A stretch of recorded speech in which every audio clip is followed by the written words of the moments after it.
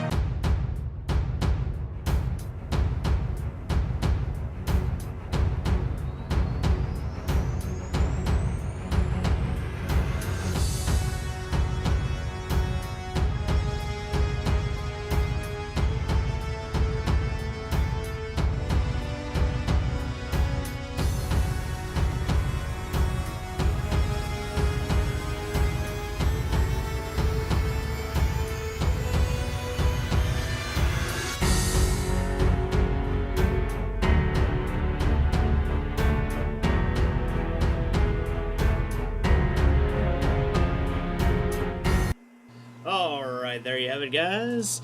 This was my janky Sky Striker deck. I guess you could call it that. I clearly am not the most, shall we say, masterful with this deck. I think I did better with the Sky excuse me, the Skyfang Brigade deck, or I don't know what they call fur hires. That's what they're gonna call them in the TCG. I think I understood that deck a little bit better. This one I had to kind of play a lot more games to figure out what I was doing, and I actually had to do some research. But ultimately, it came together. I still don't think it's like the best thing in the world, and but let's go over some of the stuff. So I can see the tune table thing. You're throwing lots of spells in there to boost up certain or weaken your opponent's monsters with certain link monsters. You've got your main monster here, the Brandish Maiden Re. I don't know what they're, probably Sky Striker Re or whatever is what will probably be changed to, but basically the main monster here. I went with the Toon Cannon Soldier because with the new rules changes, I imagine this is probably the most likely monster you're going to see.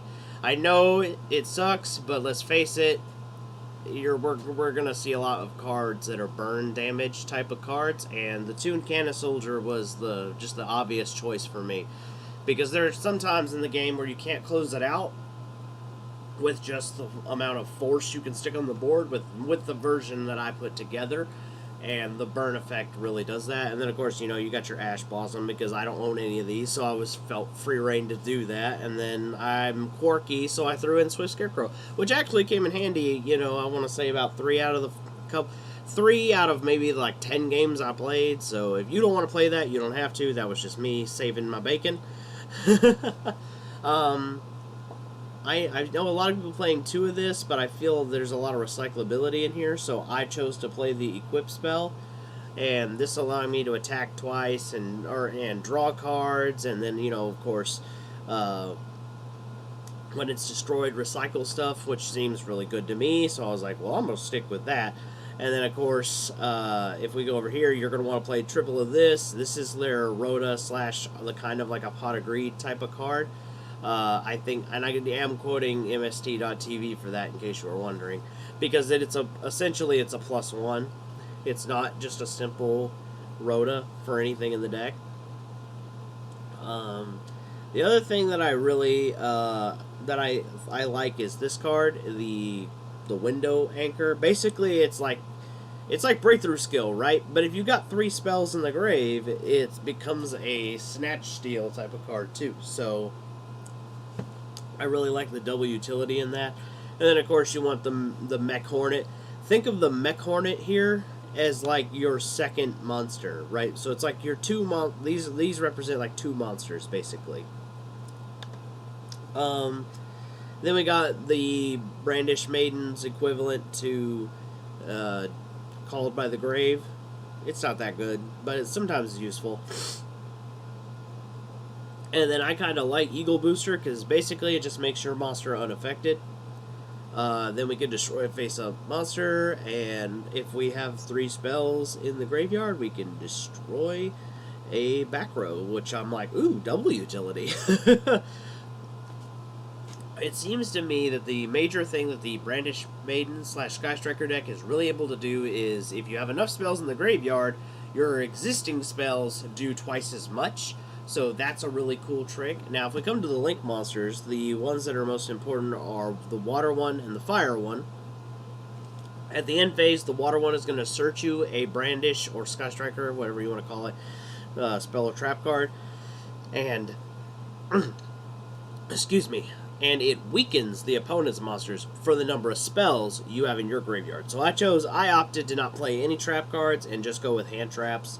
And then, of course, the Fire one does kind of the opposite. It's like, oh, put one in your graveyard, back in your hand, which is really neat because you can activate this, then you end up getting like 2 spells, so that's a really cool trick. And I'm sure there's more to this deck that I'm not thinking of, but this was just me kind of playing around with it. And, and it's not bad. I honestly think that I don't think you'll see a pure deck, so to speak. What I think you're going to end up seeing is this is going to get splashed in a lot of other decks. Like, a lot of people have been saying it's like Zoo, but I wouldn't compare it to Zodiac. What I would say as a flaw to this deck is it very spell reliant. So if you can throw something out there like a Naturia Beast or the field spell Sacred Village, Excuse me. Huh. Sorry about that, guys. If you throw out cards that really kind of say no to spells, anti-spell fragrance, what is it called? The other one, Imperial Order. If you throw those cards out, you're basically, your opponent is like, well, I lose, and there isn't a whole lot they can do about it either. So there is that. The only thing that I really used were the Brandish Maiden Link monsters. I never really went into anything else, but it was there. I played a set of Nightmare stuff and this Barrel Dragon, which I never used, but I did use all of these. Hayate, is actually more interesting than a lot of people are thinking, because she does have the ability to attack directly, which with our new end of match procedures, I feel like that's going to be a lot more useful.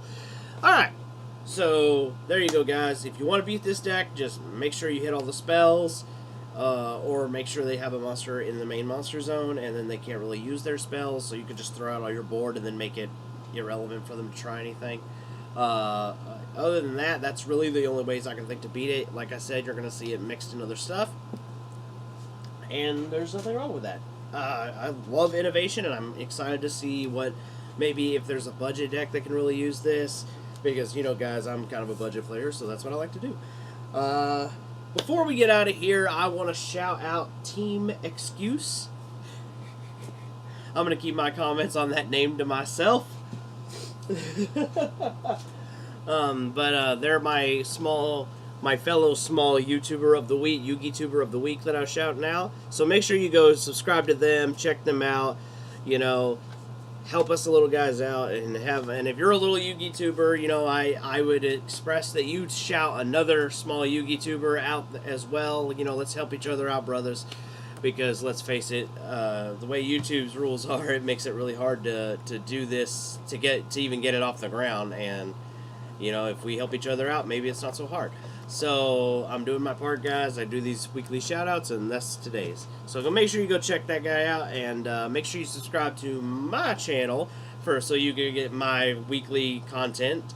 Like the video if you liked it, so, you know. Let me know how you think this deck could be improved. Let me know what you want to see in the future in the comments below.